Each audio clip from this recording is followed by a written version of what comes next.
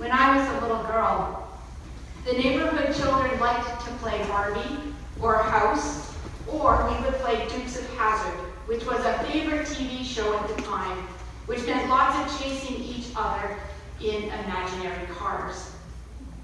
These were okay activities, but when I was alone, I would line up my stuffed animals and my dolls, and I would play teacher, or lecturer, or sometimes even preacher. This morning's scripture texts are a treasure trove for a teacher or a teaching preacher. We have illustrated for us, through a variety of texts, how it is that scripture has been interpreted and taught through the centuries. We learned this morning how scripture is living word by witnessing how it changes, yet remains constant and true. We begin this morning's journey in Deuteronomy, a word that literally means the second law. It is a second statement of the law, meaning it summarizes, reinterprets, explains, enhances, and presents a nuanced text. The same law, in essence, yet made new for the people to whom it was being taught. Deuteronomy is presented as Moses' final reiteration of the law, 40 years after the original law was given as the people entered the wilderness. They are now about to enter a new land and begin to settle and live in community. The text itself is younger than Moses, probably originating in the 7th century BCE. The expression of the law coincides with the distinctive religious and legal requirements that King Josiah was using to reform the temple and the practices of his time. If we skip ahead 650 years or so, we encounter Jesus using the law as it had been used since the very beginning, summarizing, reinterpreting, explaining, enhancing, presenting a nuanced text. In essence, the same law, made new for the people to whom it was being taught. Between Deuteronomy and Jesus, the law was living word, remaining the same but changing for each generation. In this time, the law was taught and passed on through 22 generations of people. Imagine, 22 generations of people. We can read of the law in the hands of the judges, the prophets, the kings. We see it written in Proverbs, a book of rules to teach young men how to be in the world. This book alone spans 100 years or so, with additions being added to it. And Sirach, also known as Ecclesiasticus, follows many generations later, but well before Jesus, to once again make a discipline manual for young men. After Jesus, we can read of the law in the hands of Peter, the law in the hands of Paul, and in their reinterpretation of the law for their time and their place as they taught new people. What we learn is that the law is continually reflected upon, practiced, and argued. The law has importance, and God's people have and continue to wrestle with it. The law sets a foundation for ethics and morals, contributes to religious and civil laws, and is used when people discuss what sin is. What we learn by following the living word through Scripture is that the law, although set in stone, is not. There were times in the life of God's people when there was no temple in Jerusalem, so many of the laws were set aside until a time when the temple might be rebuilt. There were times through history when all portions of the law could not be kept due to circumstance or situation. Various teachers had varying views, and those varying views, Jesus' disciples plucked and chewed grain on the Sabbath. Jesus healed on the Sabbath. They ate with women and those considered sinful, all seen as unlawful actions by the Pharisaic teachers of Jerusalem at that time. In the time of Paul, new understandings meant the setting aside of food restrictions, laws about circumcision, and so on. What we learn by following the living word through Scripture is that the law is not as black and white as people so often try to make it. We also learn that the law does not rank actions as better or worse. Each law is simply presented, no judgment or qualification given. Murder, sexuality, the mixing of fibers when making fabric, what not to eat, how far one can walk, how to farm, the role of women, the tithe that one gives to God, all are presented in equal terms. Each generation, of course, has had their favorites, laws chosen over other laws, those practiced, those forgotten, those debated, and those used to label sin. It has been 67 generations or so since the time of Jesus, 89 from the time of Deuteronomy, and today we are once again called to reflect on the interpretations of the law.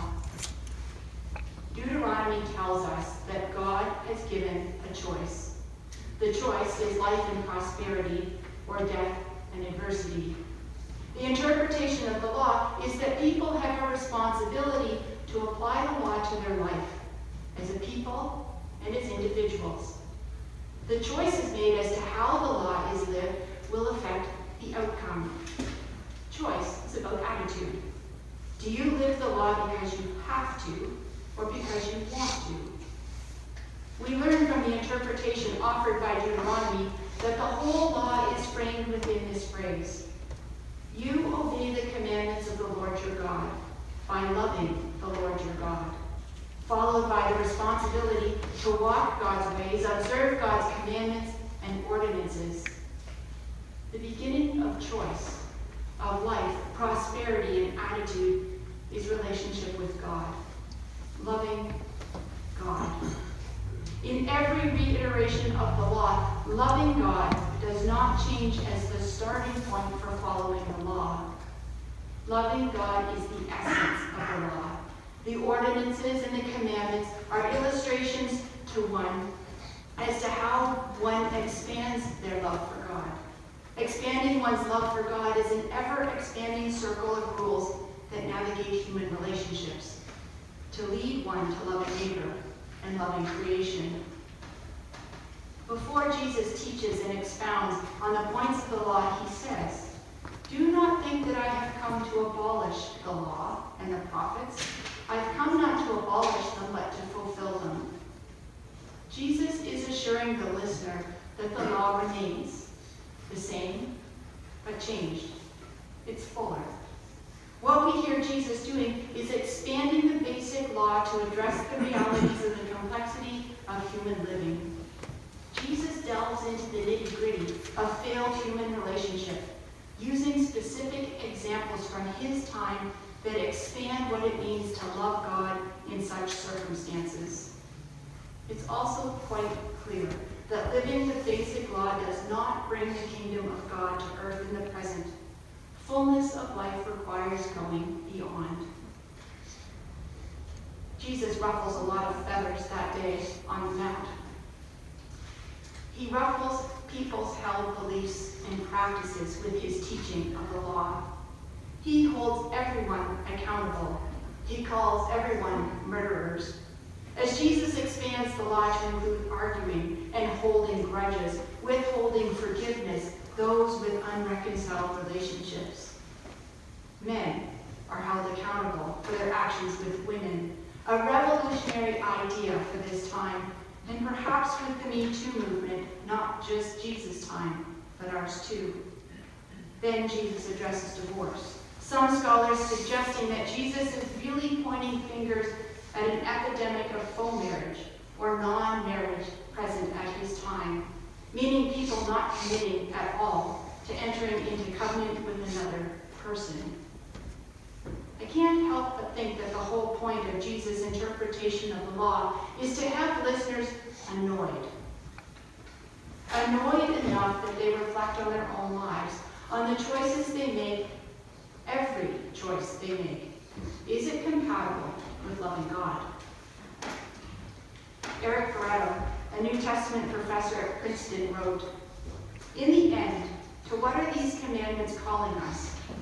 Not to a checklist of morality, but to a flourishing of life. Not to a baseline of decency, but to an embodied, relational, transformative encounter with all whom we meet. Not to a sufficient set of hurdles for righteousness, but to a path of wholeness with creature and creator alike. So today's takeaways. The essence of the law is loving God. Loving God is the starting point for following the law. We've been given the freedom to choose life and death, prosperity or adversity. As God lovers, we have a responsibility to act beyond the basic law. We are called to further God love by making choices that build our human relationships and our relationship with creation. In doing that, we build our relationship with God. We are to continually reflect, interpret, apply, argue, teach, reiterate the law for our time and for our place. With every choice that we make, the first question to slip through our minds and through our hearts should be, is this choice compatible with loving God? Let us pray. God, who we wish to love, we give thanks for the law, living word, passed from generation to generation. In its essence is you, hoping, praying that human beings take responsibility to live life choosing relationship. As we focus and strive on loving you, help us with the choices we make in our everyday lives. Every choice. May we reflect whether it is compatible with loving you. Through our actions and growing relationships, may your kingdom come.